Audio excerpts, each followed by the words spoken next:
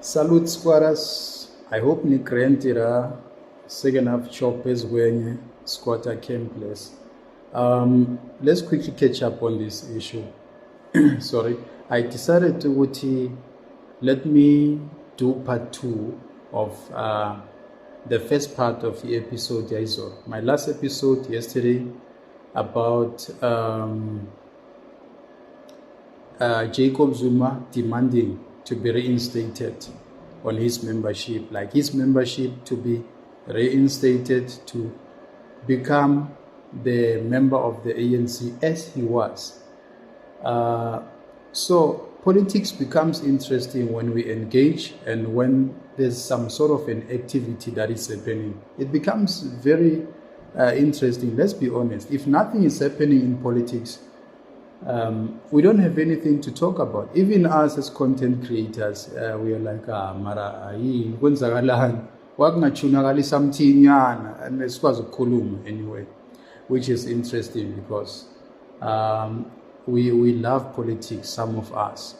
And then I will quickly ventilate further ukuthi why I'm being entertained by this issue of Jacob Zuma demanding his membership to be reinstated.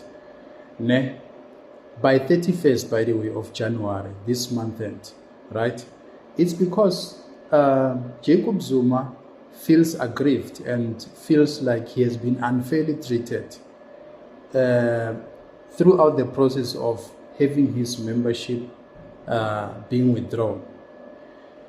And then I'm someone who actually looks at the reality and the principles and how did they apply the disciplinary code and everything. I'm not someone who hamba nomsindo ukuthi no, he must be expelled. Get disciplined and all of that.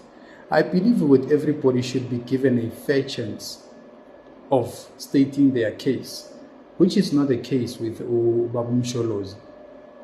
I'm someone who criticizes and someone who compliments when it's true. I don't just blatantly and blindly discredit people. No, in politics we need to be constructive. We need to build a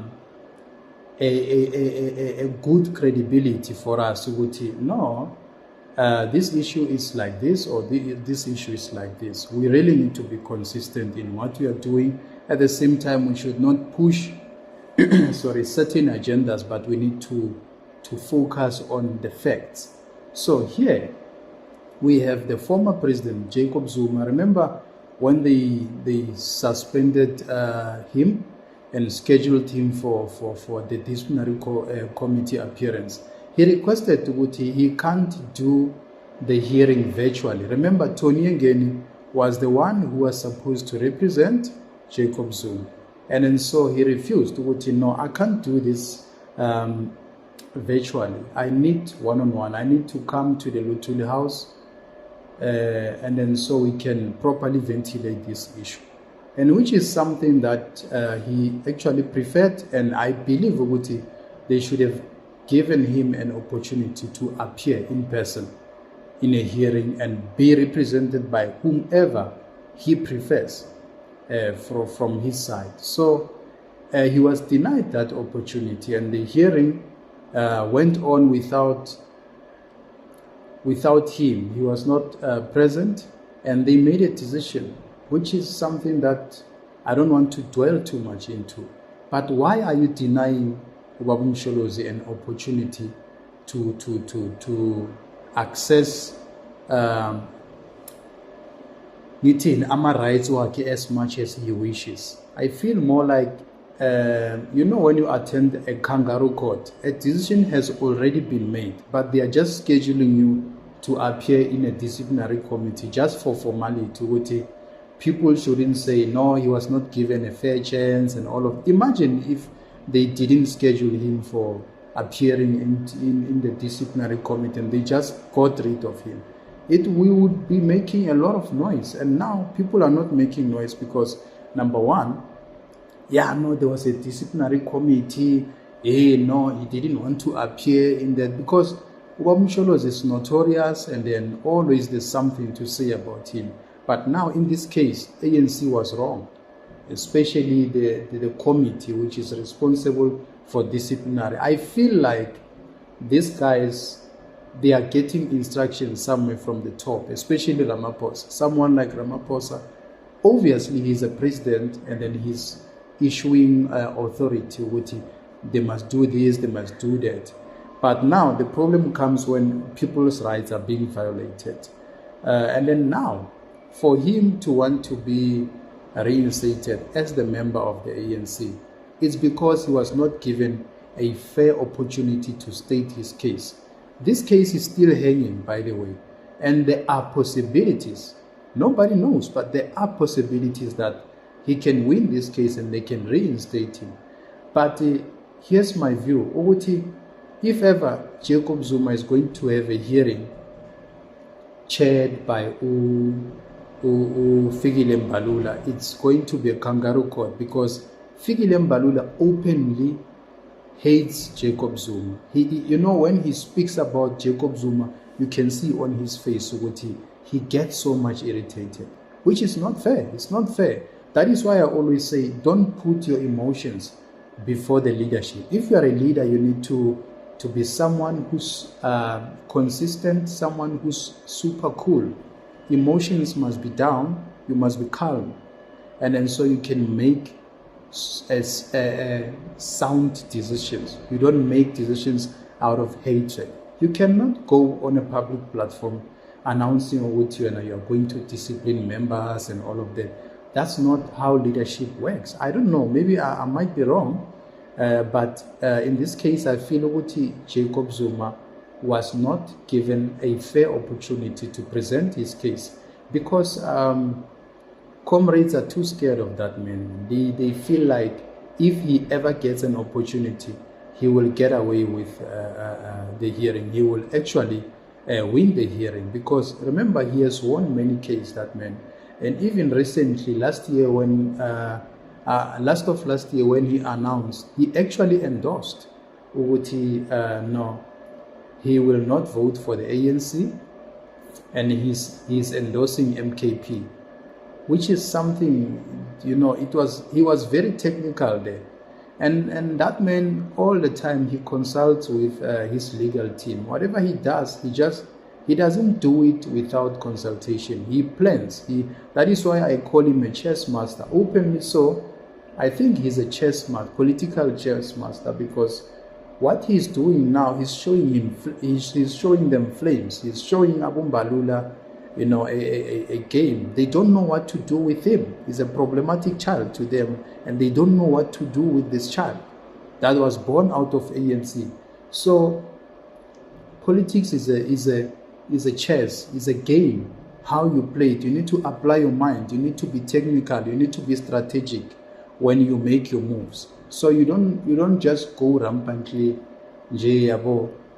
say stuff, and tomorrow you say something else. Tomorrow you withdraw. Tomorrow you make a U-turn and all of that. So, in my own opinion, I feel Oguti, he was not given a fair opportunity to state his case. So he must, in fact, he deserved to be given an opportunity, and would want to watch that. They must publicize, they must be transparent, there must be media there when they hold a hearing, because I think what made ANC angry was that he is endorsing another party, and then he's publicly saying he's not going to vote for the ANC. I mean, that is some form of decampaigning his own political party. And he did that deliberately, by the way.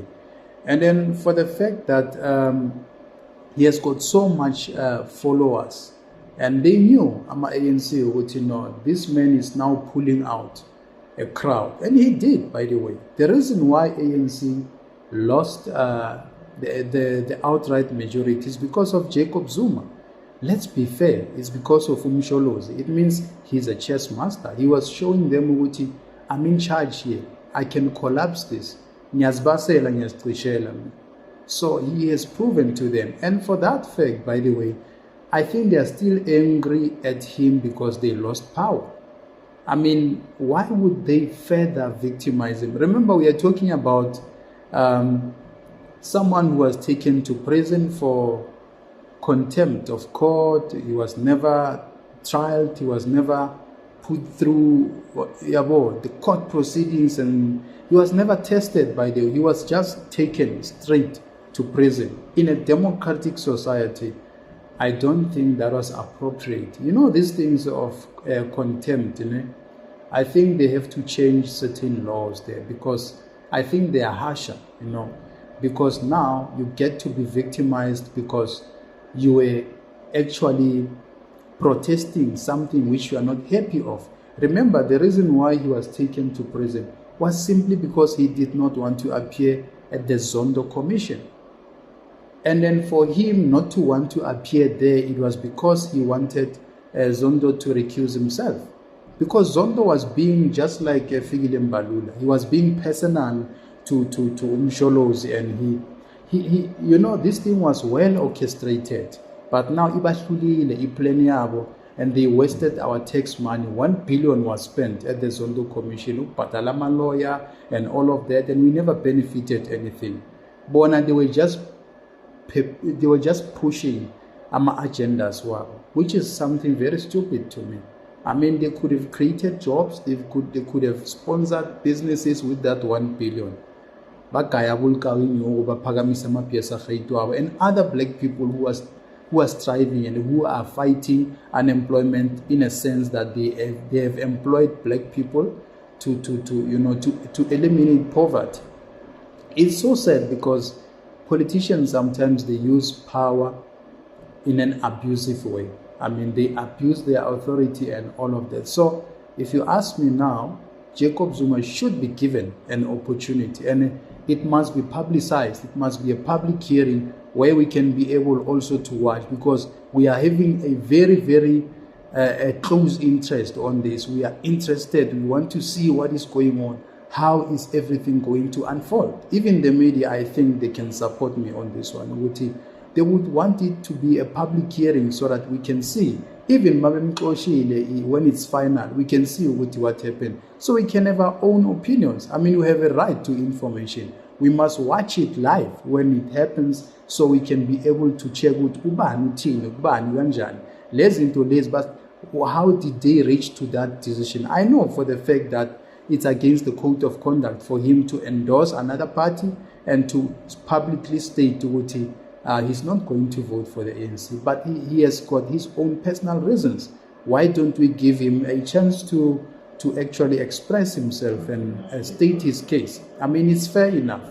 It's fair enough. I don't like it when we mix politics with emotions. Then we happen now to mess up. We happen now to be confused, because we miss a lot of important information. I believe Utumsholozi must be given an opportunity, to state his case, because that was not fair. You can't subject me to something, and then when I query the authority, no, this is how I want my hearing to be, and then you tell me no, we're going to proceed, then we're going to get rid of you. By the way, I will also touch the side of Tony Yengen. Tony Yengen is catching the strays now, because remember, he was the one who was supposed to represent Jacob Zuma. That's why Fikile Mbalula is actually attempting to assassinate Tony Yengen's character in the ANC, because everybody who's associated with Zuma, Fikile Mbalula hates that person. Fikile Mbalula doesn't want that person anywhere closer to them. Anyway, squatters, food for thought, Sussex for you to digest. Thank you, Siyabonga, for your support. Ngiyabonga kakhulu. Please subscribe, click that notification bell, and drop more and more content. Ngithanda nonke squatters.